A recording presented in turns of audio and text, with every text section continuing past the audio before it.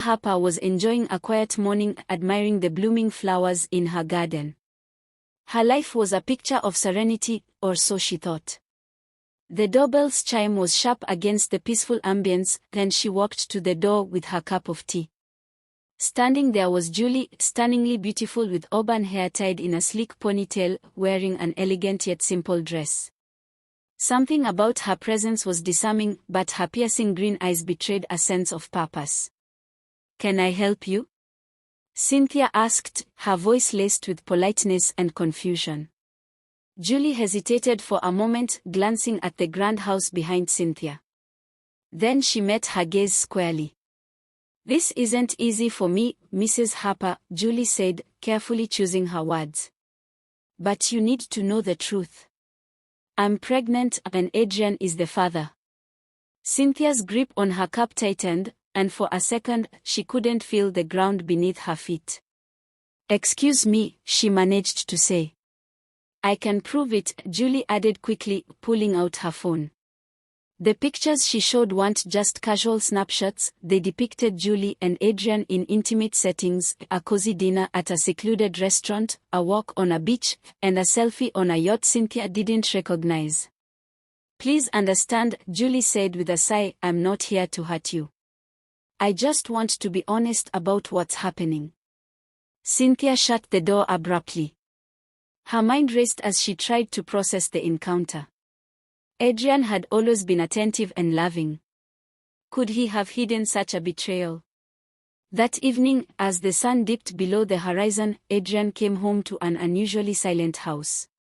Cynthia was waiting for him in the living room, her face pale and strained. "We need to talk," she said, her tone sharp and brittle. Adrian paused, sensing the tension. "What's wrong?" Cynthia held up her phone, showing him the photos Julie had shown her. "Who is she, Adrian? And why is she claiming to be pregnant with your child?" Adrian's face darkened with a mixture of anger and disbelief. "Where did you get these?" he demanded, avoiding the question. "She came here today," Cynthia said, her voice trembling. "She told me everything." Adrian paced the room, running a hand through his hair. "She's lying, Cynthia. This is a setup. I've never seen her before in my life." But the photos suggested otherwise.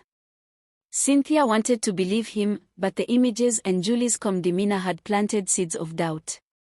Unable to let the issue rest, Cynthia hired a private investigator, Tom Daniels, who had a reputation for uncovering the truth in the messiest of situations. "Mrs. Harper," Tom said during their first meeting, "I'll find out everything there is to know about Julie and your husband, if necessary. But you have to be prepared for whatever comes out." Meanwhile, Julie wasn't backing down. She sent Cynthia ultrasound scans and text messages supposedly exchanged between her and Adrian. The messages were affectionate, with Adrian promising to take care of everything. At the same time, Adrian was doing his own damage control. He filed a restraining order against Julie and began pulling strings to find out who had put her up to this. "Cynthia, you have to trust me," Adrian pleaded one evening.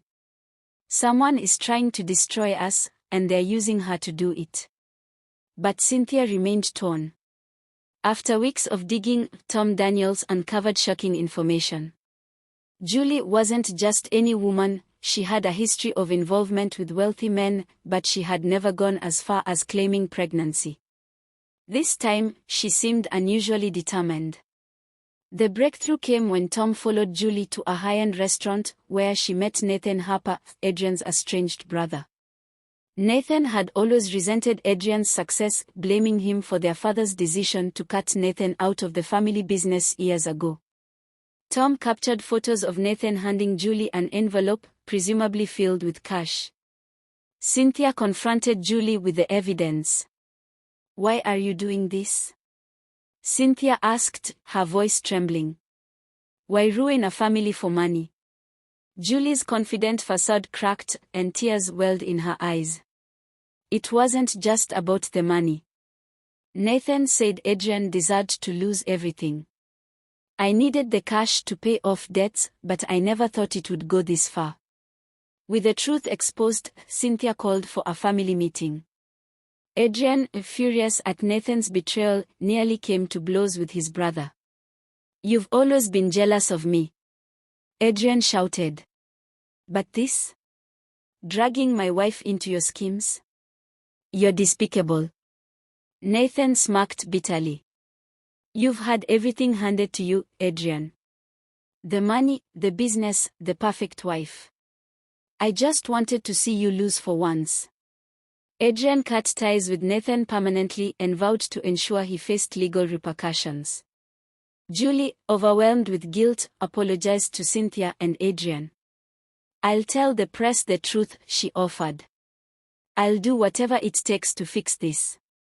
But Cynthia, weary of the public attention, decided against further scandal. Instead, she arranged for Julie to move away and start over, providing her with just enough support to rebuild her life. Epilogue: A new beginning expanded. Months later, sigh. The ordeal had left its mark, but it had also strengthened their bond. "I almost gave up on us," Cynthia admitted softly. "But I realized love isn't perfect. It's messy, and it's hard, but it's worth fighting for." Adrian held her close. "I'll spend the rest of my life proving you made the right choice."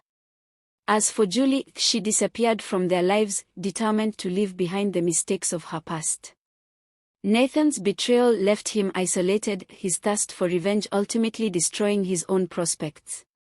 In the end, the Harpers learned that even the darkest shadows couldn't extinguish the light of truth and resilience.